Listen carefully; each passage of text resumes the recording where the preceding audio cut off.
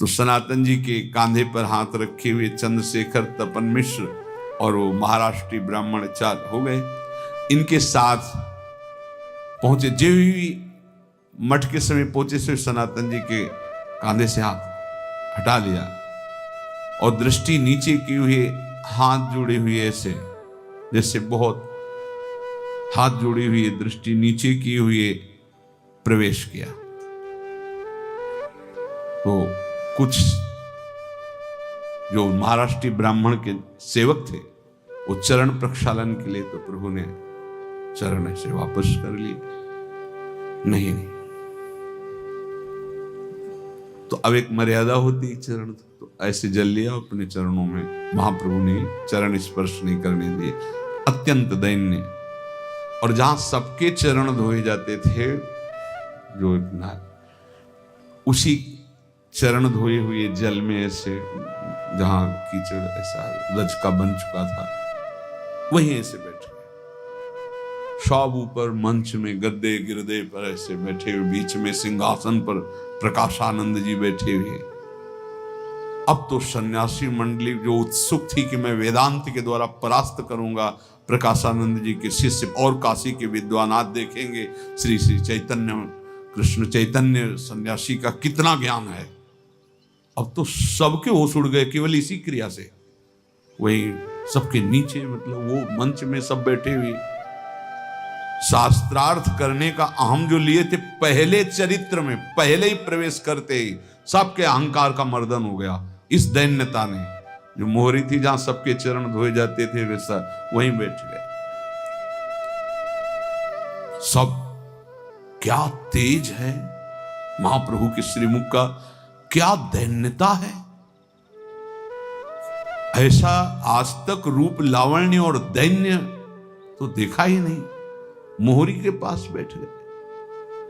प्रभु का बड़ा सुकुमार श्रीअंग शरीर, बड़ा लावण्य।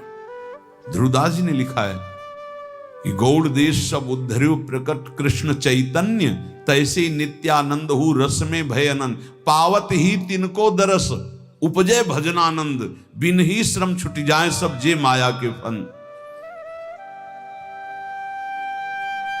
एकदम गुलाब की पंखुड़ियों जैसे ओष्ठ, कमल जैसे नेत्र, मुंडन किए हुए, भगवा वस्त्र धारण किए हुए, लाल एकदम तेजोमय चेहरा, किसी की ओर नेत्र नहीं, नेत्र झुके हुए। सब सन्यासी एक दूसरे से कोई इशारे से, क्या है, बड़ा इनका यश सुना था, इनमें तो थोड़ा भी अहम नहीं। देखो आप मोहरी पे बैठ गए जहां सबके चरण धोए गए। प्रकाशानंद जी तो सिंहासन में बैठे थे सबके बीच में। समझ गए कि जो महिमा सुनी थी उससे भी ज्यादा देखने को मिल रहे। अब अपनी प्रतिष्ठा को बचाए रखने के लिए आवाज दी महाराष्ट्रीय ब्राह्मण को, अरे भाई इन स्वामी जी को वहां क्यों बैठाल दिया, यहां लाओ ना सभा के बीच में। तो उनका महाराज जी ये वही स्वामी जी हैं जिनकी आप चर्चा किया करते थे। अच्छा, ये वही श्री श्री कृष्ण चैतन्य भारती सन्यासी है। हाँ स्वामी जी, चलो खूब दर्शन दिए, पर स्वामी जी वहां क्यों बैठ गए, आइए आप यहां विराजिए आकर सभा में, वहां आपके लिए शोभा नहीं देता। प्रभु ने धीरे से उत्तर दिया, भगवान कैसा हृदय होता है भक्तों का। भगवान के रूप में आते तो वो महिमा एक अलग होती, लेकिन भगवान जब भक्त के रूप में आते हैं तो बहुत कैसी महिमा। भगवान मैं हीन हूं, और आप देख ही रहे मैं सन्यास के स्वभाव से भी अलग हूं। भला आप जैसे दिव्य ज्ञानियों के बीच में मैं कैसे बैठ सकता हूं प्रभु, मैं बैठने लायक नहीं हूं आपके बीच में। भक्त की वाणी का कैसे कोई परिचय। असमय अधम सखा सुनो मोहू पर रंग। जीव ही कान में शब्द पढ़ रहे हैं, अभी तक शब्द नहीं पढ़े थे, तो ऐसा लगा जैसे कोई वशीकरण मंत्र फेंक रहा हो, अधीन कर रहा हो। प्रकाशानंद जी 2-3 बार सिंहासन में हाथ लगाया कि उठ करके जाऊं और दौड़कर चरणों में गिर जाऊं, पर ऐसे करते फिर बैठ जाते हैं। वो प्रतिष्ठा, वो अहम, वो बार बार फिर हिम्मत की कि अरे अब उठना, क्यों अहंकार का बोझा लादे हुए है। अरे स्वामी जी आपको इतना नीचे वहां नहीं बैठना चाहिए। उठे और गए और महाप्रभु का हाथ पकड़ लिया और कहा, जीव ही हाथ स्पर्श किया तो एक अद्भुत हृदय में आनंद। अभी तक वेदांत पढ़ने पे जो आनंद नहीं आया था, आज महाप्रभु का पहले दर्शन, दूसरा प्रहार वाणी और तीसरा प्रहार स्पर्श, सब पहाड़ का पहाड़ जो अहंकार था मिट्टी में मिलता जा रहा है। ये है तिनकी संगति रहत जाति कुल मद सब नंसई। जी स्पर्श रोम। अब वो बचाना चाहते अपने को कि सब सन्यासी और सब शिष्य हैं, क्या कहेंगे, नहीं तो मन हो रहा है चिल्ला के रो दें। महाप्रभु के स्पर्श से प्रकाशानंद जी का मन हो रहा है कि चिल्ला कर रो दे कि हे नाथ अब तो दया करो, चरणों में गिर जाए। पर बार बार शिष्यों की तरफ देखते हैं कि सोचेंगे कि गुरु जी परास्त हो गए, अभी तो शास्त्रार्थ ही नहीं हुआ। बहुत हिम्मत कर रहे हो, फिर बड़े गंभीर होके आप हमारे अतिथि हैं, आइए। और महाप्रभु का कर कमल पकड़कर अपने नहीं महाप्रभु उस पेले बैठे नीचे, बड़ा संकोच, बड़ी विवशता, महाप्रभु ऐसे शांत। और ये कोई बनावट की बात नहीं, स्वाभाविक दैन्यता होती है महापुरुषों में, भक्त में, भगवत प्रेमी में, महापुरुषों में, अवतारी जनों में स्वाभाविक दैन्यता होती है। धीरे धीरे नामोच्चारण। अब महाप्रभु, आप बात समझना, महाप्रभु कोई साधक है क्या? नाम, ये बात बहुत पकड़नी चाहिए। हमने पूज्य सदगुरुदेव भगवान को देखा कि जहां 2 लोग बैठे और यहां आप देखना, यहां नाम तुरंत चलते, चल एकदम लग रहा है हाँ जप रहे, चल रहा है। ज्यादा मानसिक के चक्कर में नहीं पड़ना चाहिए, हमारा नाम चल रहा है बस, ये बात मानसिक में मन की दशा। तो अब वो तो आचार्य हैं, आचरण करके बता रहे हैं। ओठ धीरे धीरे फड़क रहे हैं, मानो नाम जप हो रहा है। जैसे कमल की पंखुड़ियां वायु लगने से हिलती हैं, ऐसे ओठ हिल रहे, ऐसे नाम जप। दोनों बिंबा फल के समान अरुण वर्ण के अधर हिल रहे हैं। अब प्रकाशानंद जी कुछ बात करने के लिए, स्वामी जी मुझे आपसे पहले तो एक शिकायत करनी है। भाषा बदल गई है। आप आए काशी में और अपना घर नहीं समझा इस मठ को, आप आते यहां मठ में रुकते, ये आपका ही तो है।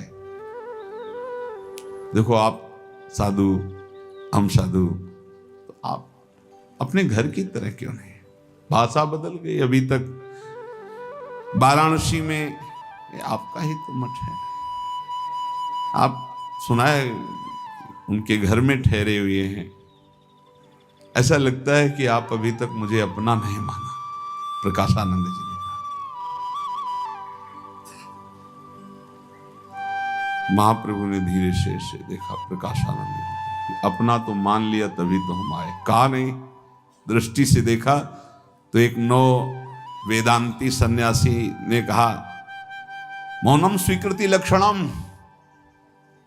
जो आपने कहा कि अपना नहीं माना तो मौन है, इसका मतलब उन्होंने आपको अपना नहीं माना, ऐसे। और मुस्कुरा दिया, मतलब एक कटाक्ष। इसी समय पूरी सन्यासी मंडली जोर करके कहा, ऐसे करके हंसे ऐसे। महाप्रभु का वही नाम जब चल रहा है, ग्रीवा नीचे। अरे बोलो ना स्वामी जी, कुछ तो बोलो, मौन क्यों हो? महाप्रभु अब आंखों में आंसू भरे हैं और कहा आप सब गुरुजनों के सामने मैं क्या बोलूं, मैं बोलने लायक ही नहीं हूं आप गुरुजनों के सामने, मेरे में कोई योग्यता नहीं, बस इतनी श्री कृष्ण कृपा हुई कि आप सब संतों के दर्शन हो गए। मैं बहुत इसी संकोच में दबा हुआ हूं कि मेरे में तो इतनी भी योग्यता नहीं कि मैं आप गुरुजनों के दर्शन करता, ये तो हमारे श्री कृष्ण की कृपा हो गई कि आप सबके दर्शन बोलने तो। अब वो सब ज्ञान भाव में अपने प्रकाशानंद जी ने कहा कि समझ गए तुम कटवा में जो केशव भारती हैं उन्हीं के तो शिष्य हो ना, उन्हीं से सन्यास लिया है ना। हाँ प्रभु, वही मेरे गुरुदेव हैं, दीक्षा गुरु हैं।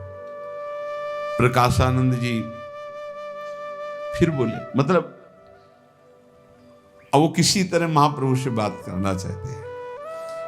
एक बात पूछूं, तुम बुरा तो नहीं मानोगे? प्रकाशानंद जी ने कहा। महाप्रभु ने हाथ जोड़कर दैन्यता से कहा, आप कैसी बात कर रहे हैं?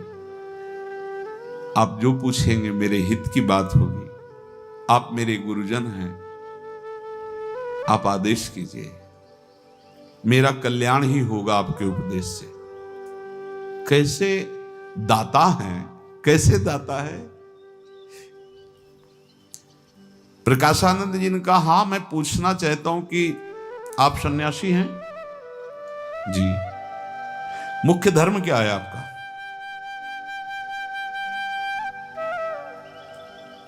मैं बताता हूं। मुख्य धर्म सन्यासी का है भिक्षा अन्न से निर्वाह करता हुआ वेदांत का चिंतन करता रहे, युक्ति से, शास्त्र प्रमाण से, आप्त पुरुषों के वाक्यों द्वारा सत्य से ये प्रतीत होने वाला जगत मिथ्या है और स्वरूप में स्थित हो जाए, ब्रह्म स्वरूप में। ये सन्यासी का धर्म है।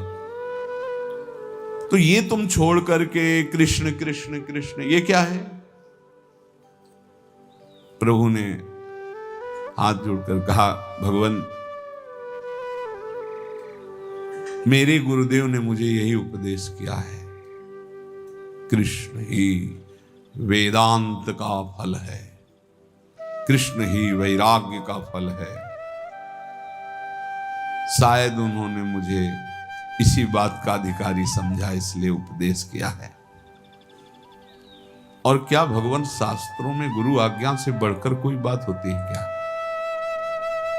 मेरे गुरुदेव ने मुझे ये श्लोक सुनाया और नाम जपने को कहा कि हरिर नाम हरिर नाम हरिर नामैव केवलम कलौ नास्तेव नास्तेव नास्तेव गतिरन्यथा। कलयुग में केवल भगवन नाम, इसके अलावा किसी की गति नहीं हो सकती और से, पक्की बात है। इसीलिए मैं अपने गुरु की आज्ञा का पालन करते हुए हर समय नाम जप करता हूं। ये तो तुम रोते रहते हो, ये क्यों? कुछ प्रलाप सा करते हो, नाचते रहते हो, रोते रहते हो। अब कैसे वेदांतियों को समझावे महाप्रभु? ये कहे क्या कि श्री कृष्ण प्रेम में उन्मत्त? प्रेमी कभी कहता ही नहीं कि मेरे में प्रेम आ गया है। सब कुछ बदला बदला सा मुझे लगता है। अपने आप आंखों से आंसू बहते रहते हैं। मैं भी घबराता हूं, पता नहीं ऐसा क्यों होता है। हमने गुरुजी से पूछा था कि भगवान आपने ये क्या कर दिया मुझे, तो गुरुजी ने कहा था कि ये शुभ लक्षण है। कितनी कितनी प्रवीणता से स्थिति का वर्णन कर रहे हैं। देखो, गुरुजी ने कहा था महान स्थिति का ये शुभ लक्षण है और तुमको इससे कोई मतलब नहीं, तुम केवल नाम जप करो। तो अतएव भगवान मैं उस दिन से ये सब कुछ नहीं सोचता हूं, केवल नाम जप कर रहा हूं। नित्य बस निरंतर नाम जप पर हमारी दृष्टि रहती है। क्या मतलब, क्या बात है। यही जीवन का सार है। नित्य निरंतर केवल हमारी नाम जप पर दृष्टि रहती है।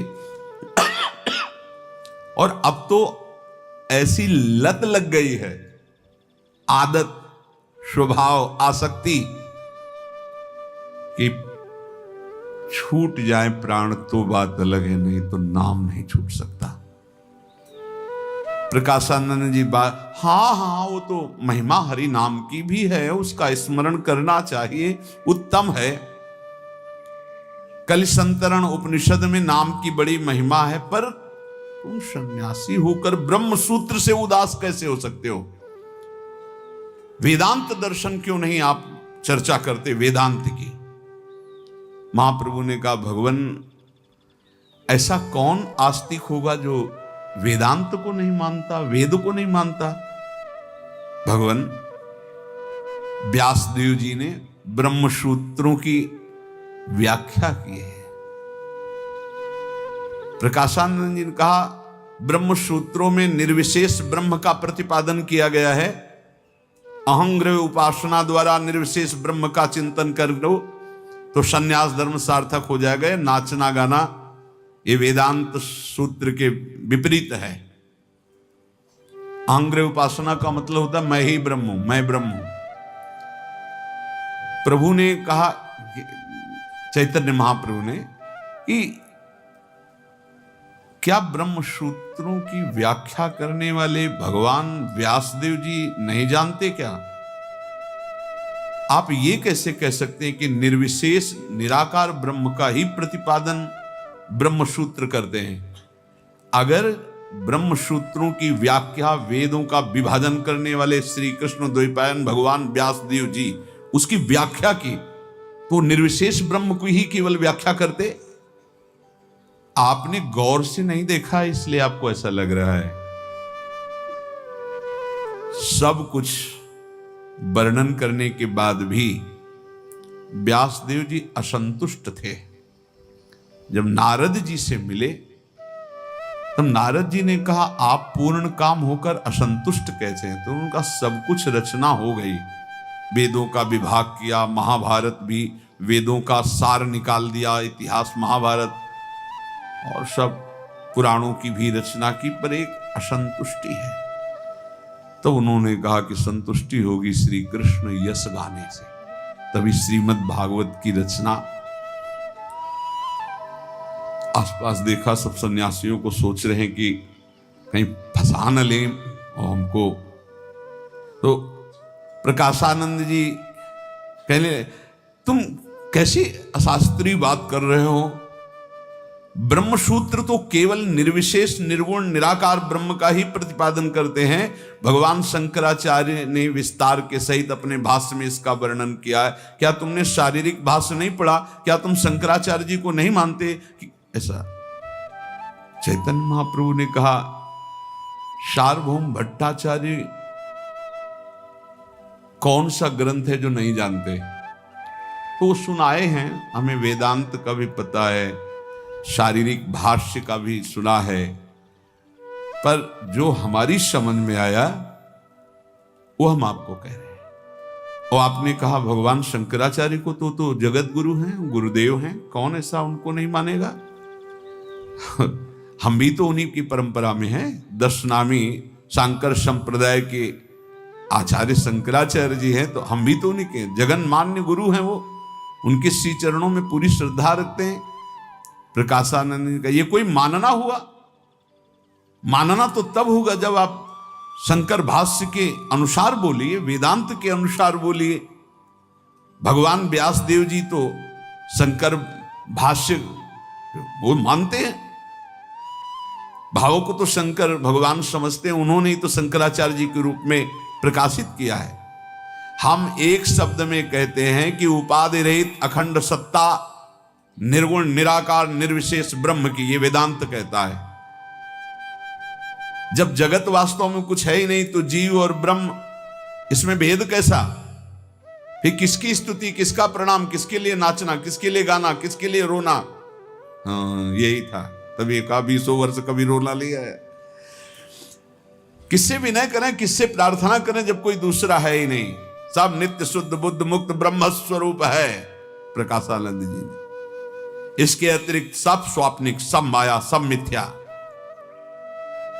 चैतन्य महाप्रभु ने फिर हाथ जोड़कर कहा, व्यास भगवान ने तो ब्रह्म सूत्रों का भाष्य किया है प्रभु, उस भाष्य को करने पर उन्हें शांति नहीं हुई, और जब श्री कृष्ण कथा कही श्रीमद् भागवत में, तब व्यासदेव जी की अंतिम कृति है श्रीमद् भागवत महापुराण।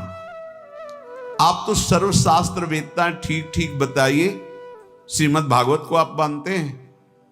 हां, तो निर्विशेष ब्रह्म की प्रधानता है या ब्रह्म की प्रतिष्ठा स्वरूप श्री कृष्णचंद्र जी की, सविशेष पूर्ण ब्रह्म परमात्म तत्व श्री कृष्ण की? हां हां, सत्य है, सत्य है। श्री प्रकाशानंद जी, श्रीमद् भागवत को भगवान व्यासदेव जी ने सभी शास्त्रों का सार बताया है, क्योंकि आखिरी नारद जी ने उन्हें उपदेश किया था। मुझे पता है कैसा ज्ञान होता है कि वो स्वीकार नहीं करना चाहता। ये तो आत्माराम मुनि भी श्री कृष्ण कथा गाते हैं, भक्ति का भाव करते हैं। आत्मा रामाश्च मुनयो निर्ग्रंथा अपिरुक्रमे कुर्वन्त हि तु किं भक्ति मित्थम भूत गुणो हरि। ठीक है, भगवान शंकराचार्य जी ने जो कहा है वो अपनी रट लगाए। उस निर्गुण निराकार ब्रह्म है, ये निर्विशेष ब्रह्म ही साध्य है, यही बात समझ लो आप। फिर चैतन्य महाप्रभु ने कहा, भगवान शंकराचार्य श्रीमद् भागवत को यथाविधि जानते हैं, भागवत की परम श्रद्धा रखते थे, और ये जानते हैं कि भगवान व्यासदेव जी के द्वारा प्रकट हुआ श्रीमद् भागवत श्री कृष्णचंद्र सच्चिदानंद रूप है। फिर भी उन्होंने निर्विशेष ब्रह्म को ही अपने भाष्य में प्रधानता देते हुए चरम लक्ष्य माना है। ये जानते हो किस लिए? प्रकाशानंद जी से कह रहे कि जो बहुत बुद्धिमान है तो दौड़ दौड़ और दौड़, दौड़ा दौड़ा के थका दिया वेदांत। अरे भाई प्रकाशानंद जी ने कहा, सूत्रों के अर्थ का अनर्थ करने में कौन सा लोक कल्याण हो जाएगा? आप ऐसा क्यों बोल रहे हैं? चैतन्य महाप्रभु से कहा। महाप्रभु ने धीरे से कहा, भगवान अर्थ का अनर्थ प्रभु आप बुद्धि की धरा से ही देख रहे हो। प्रकाशानंद जी से कहा, असली में जो अनुभव का विषय है वो तो आप वाणी से बोल ही नहीं सकते हैं, आप बुद्धि की धरा में विचरण कर रहे हैं। तर्क के द्वारा क्या सत्य वस्तु का बोध हो जाएगा? असली तो अनुभवगम्य है, तर्क प्रधान तो है नहीं। अब किसी सूत्र का कुछ भी अर्थ लगाकर आप मान बैठो, अर्थ लगाने में बुद्धि की चातुर्यता के सिवा कोई नहीं है। अर्थ लगाना, व्याख्यान कर देना, भाष्य कर देना, पुस्तकों की रचना कर देना, ये सब बुद्धि की तरह से हो सकता है, लेकिन अनुभव करना नहीं। ये बहुत जोर की बात, ये प्रायः मिलता है। अर्थ लगाना, व्याख्यान कर देना, भाष्य की रचना कर देना, पुस्तकों की रचना कर देना, ये सब हो सकता है, लेकिन अंदर बोध होना, और बोध से मोक्ष प्राप्त होता है। केवल बुद्धि से मनोरंजन करने से मोक्ष नहीं प्राप्त होता। महाप्रभु चैतन्य देव ने प्रकाशानंद, हाँ तो आप ही बताओ ना, भगवान शंकराचार्य जी ने इस जगत को एकदम मिथ्या का और निर्विशेष ब्रह्म को परम साध निराकार तत्व बताया, आप ही बताइए। महाप्रभु चैतन्य देव धीरे से बोले, भगवान देखो, तर्क यहां विषय नहीं है। अज्ञान और पूर्वजन्मकृत पापों का फल है तर्क उत्पन्न होना, तर्क पे तर्क, तर्क पे वितर्क। महापुरुष ऐसे तर्क नहीं करते। ये बहुत गंभीर मुद्रा में किसी बात को जानने के लिए प्रश्न, ऐसे तर्क नहीं करते। जिन्हें ईश्वर के प्रति आस्तित्व है, वो चाहे सविशेष हो या निर्विशेष, वो सब में विराजमान है, ऐसा तर्क कैसे हो सकता है? ये कैसे आपके अंदर शंका उठ सकती है कि वो श्री कृष्ण ब्रह्म नहीं, जब सर्वम खलमिदम ब्रह्म तो श्री कृष्ण ईश्वर सर्वशक्तिमान सर्वांतर्यामी चराचर विश्व का स्वरूप धारण करके विराजमान है कि नहीं। ये पढ़ने लिखने से, बातें बनाने से, ध्यान उपासना से ये नहीं समझ में आता।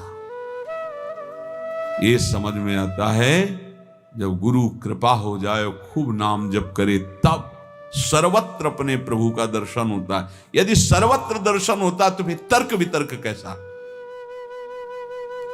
ये ग्रंथों का भार दिमाग में लाद कर घूमना क्यों। वो धुलाई हो रही है सभा में।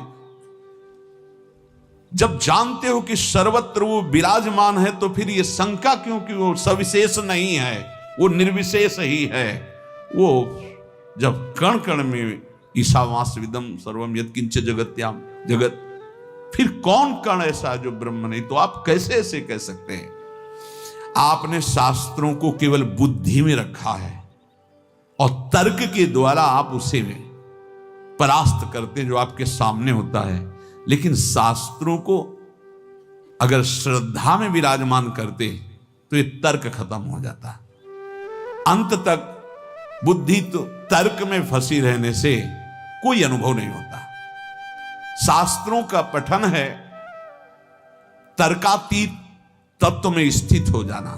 ये तर्क ये नहीं। दो प्रकार के पुरुष होते हैं, एक होते हैं हृदय प्रधान, एक होते हैं मस्तिष्क प्रधान। हृदय प्रधान बहुत कम होते हैं, मस्तिष्क प्रधान अधिक होते हैं। मस्तिष्क प्रधान वाले बिना तर्क के परास्त हुए बात मानते ही नहीं। जैसे विष की औषधि विष ही है, अग्नि से जले को तेल लगाकर अग्नि में सेकने से राहत मिलती है, ऐसे तर्क वाले को केवल तर्क से ही परास्त किया जा सकता है और कोई उपाय नहीं।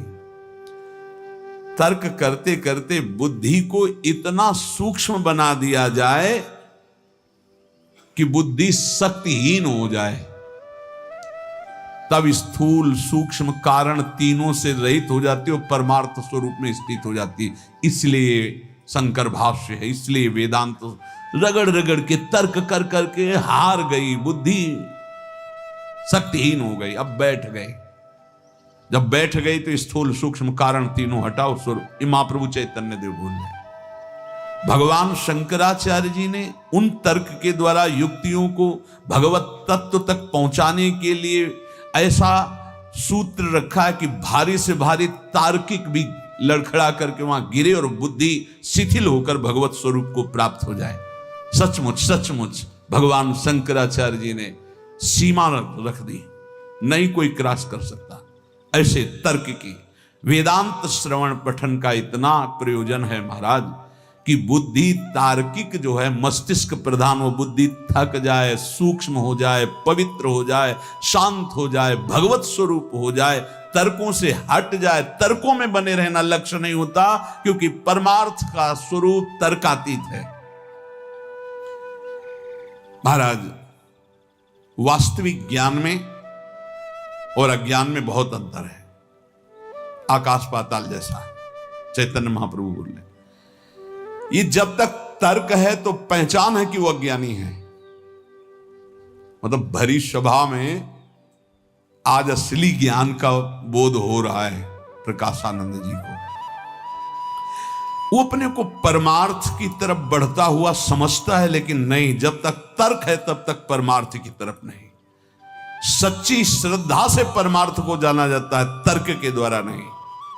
जिसके हृदय में जितनी प्रबल श्रद्धा होगी उतना ही ज्ञान प्रकाशित होगा। श्रद्धावान लभते ज्ञानम, भगवान के वचन।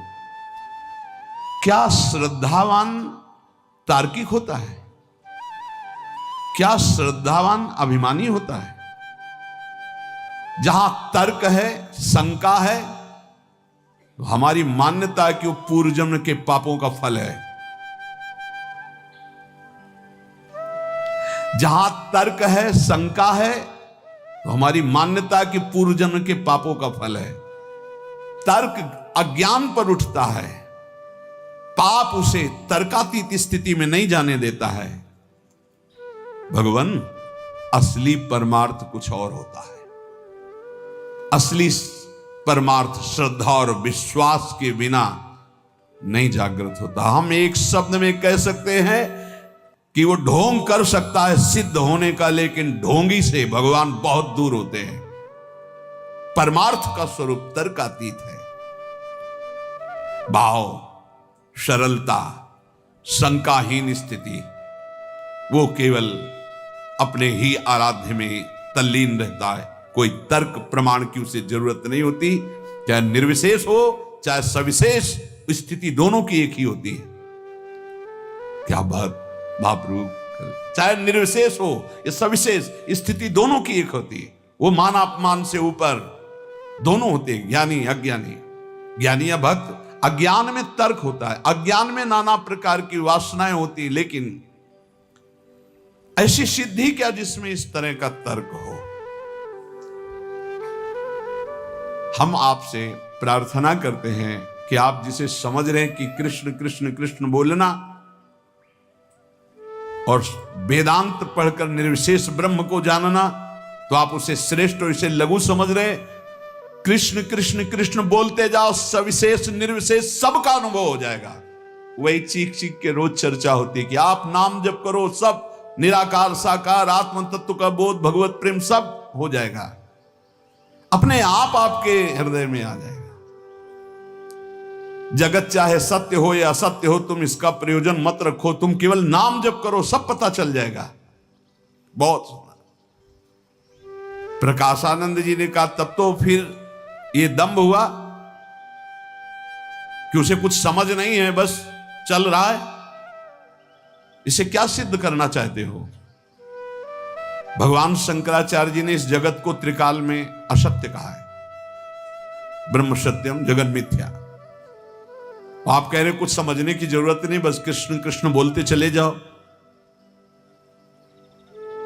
तो ऐसा आप कैसे बोल सकते? महाप्रभु ने कहा, आपने भगवान शंकराचार्य जी के हृदय की बात सुनी? क्या क्या भगवान शंकराचार्य जी की हृदय की बात? तो कहा एक षटपदी की रचना हुई भगवान शंकराचार्य जी ने की। उसमें भगवान शंकराचार्य जी भगवान श्री कृष्ण से कह रहे हैं, सत्यपि भेदापगमे नाथ तवाहम नमाम कीनस्त्वम सामुद्रो हि तरंगः क्वचन समुद्रो न तारंगः। प्रभु, यद्यपि हम में आप में भेद नहीं है, पक्का। बोले कैसे? बोले जैसे समुद्र और तरंग में, समुद्र से ही तो तरंग है, वायु का विकार बना तो तरंग हो गई, तो समुद्र ही तो बना है तरंग। ऐसे हम में आप में भेद नहीं। पर प्रभु, समुद्र में न जाने कितनी तरंगें उठती है, लेकिन एक तरंग समुद्र पैदा कर दे इतनी सामर्थ्य नहीं। ऐसा हम में आप में भेद है। अभेद ऐसे है कि समुद्र ही तरंगायमान हो रहा है।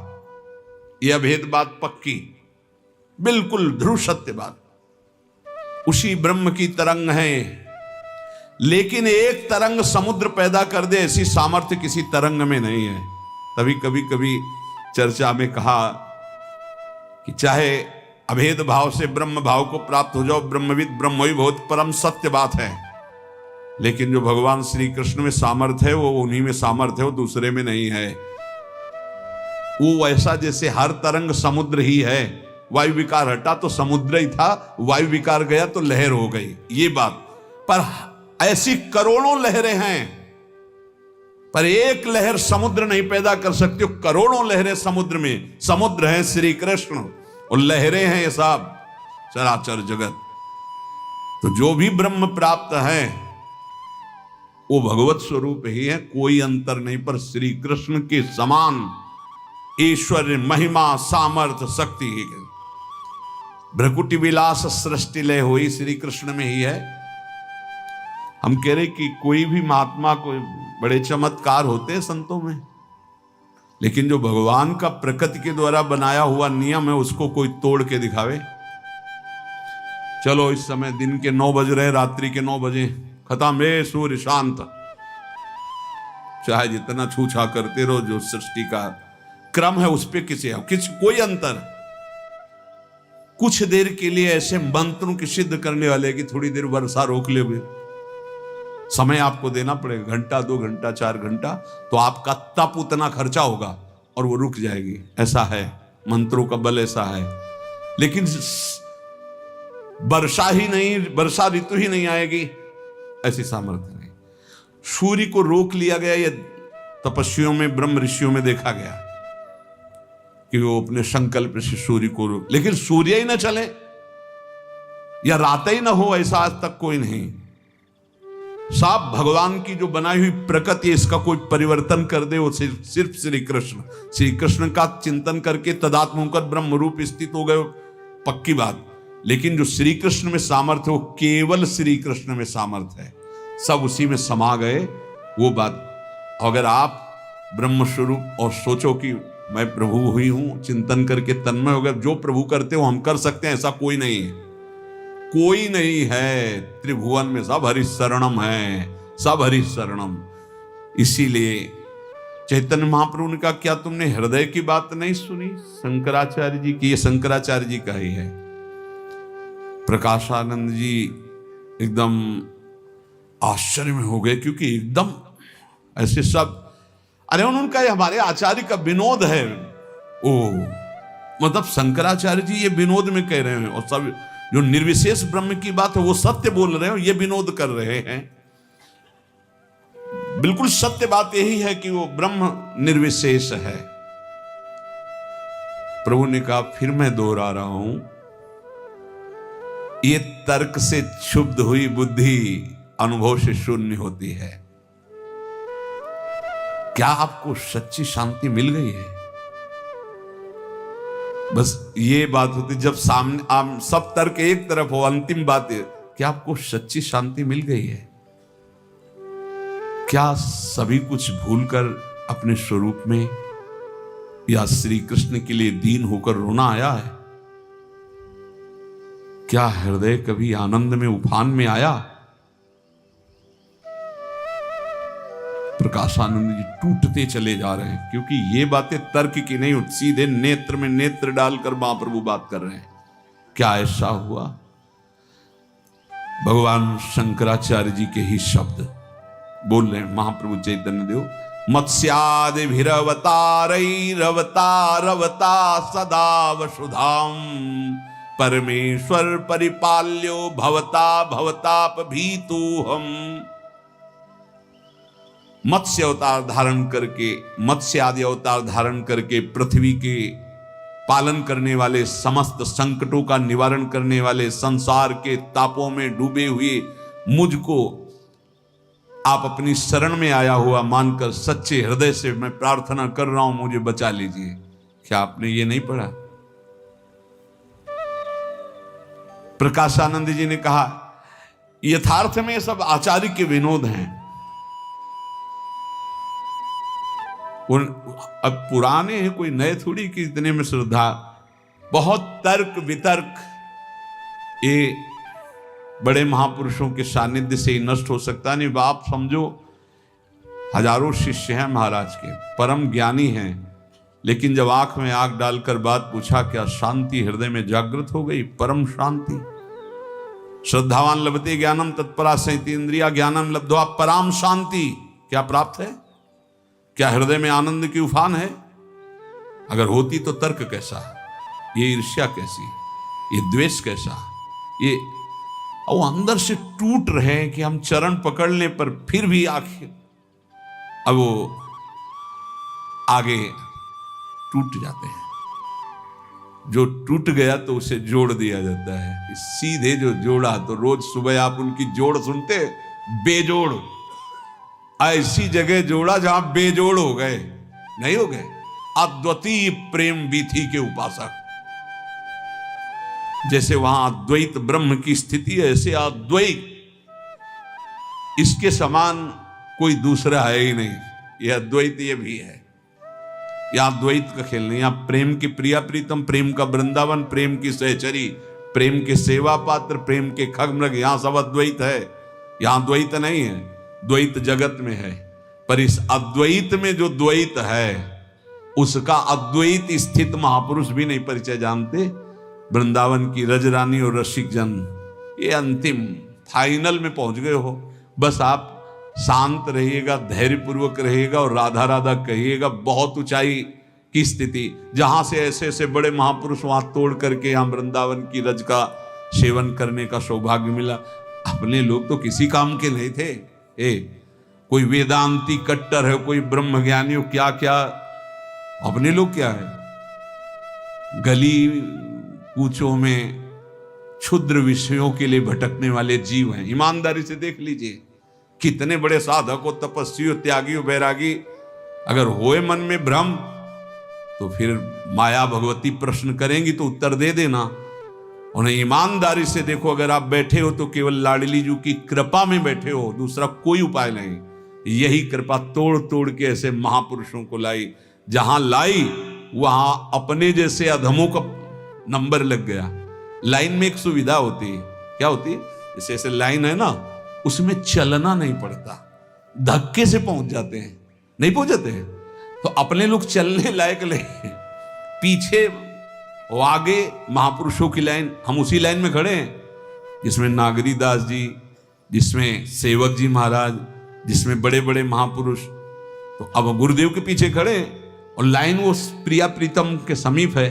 चलो सहचरी बपू, चलो सहचरी बपू, चलो सहचरी।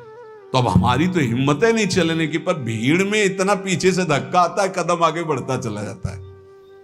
इसीलिए लाइन में लगे रहो, ऊबना नहीं, धक्के से डरना नहीं। लाइन से इधर हुए तो राई के सम चलत ही होत और की, और अगर राई भर हट गए तो फिर चल नहीं पाओगे। क्यों? यहां धक्के से चला जाता है। धक्का क्या? कृपा का धक्का। पीछे से आगे से हम इतने बंधे हुए हैं कि इधर उधर नहीं खसक सकते। अब तुम कोशिश करके इधर उधर लाइन से हट जाओगे तो चल नहीं पाओगे। चल पाओगे तो इसी लाइन में, सूधो चले अपने धर्म। देखा है कभी लाइन में खड़े होके? मतलब चलना नहीं पड़ता, बस शरीर ढीला कर दो, जैसे धक्का लगेगा आप आगे। गिरोगे नहीं क्योंकि आगे है, रुकोगे नहीं क्योंकि पीछे है, धक्का लगते। हम लोग लाइन में खड़े हो गए और आगे कहां है, लाइन जा कहां रही है भी तो पता लगा लो। हम जहां प्रिया प्रीतम बट रहे हैं वहां खड़े हैं लाइन में। महिमा तेरी कहा कहो श्री हरिवंश दयाल, तेरे द्वारे बटत है सहज लाडली लाल। सच्ची बड़ी कृपा हो गई। बस जीवन को राधा राधा राधा राधा राधा जीवन निहाल हो जाए। शेष चर्चा आगे। श्री राधा वल्लभ।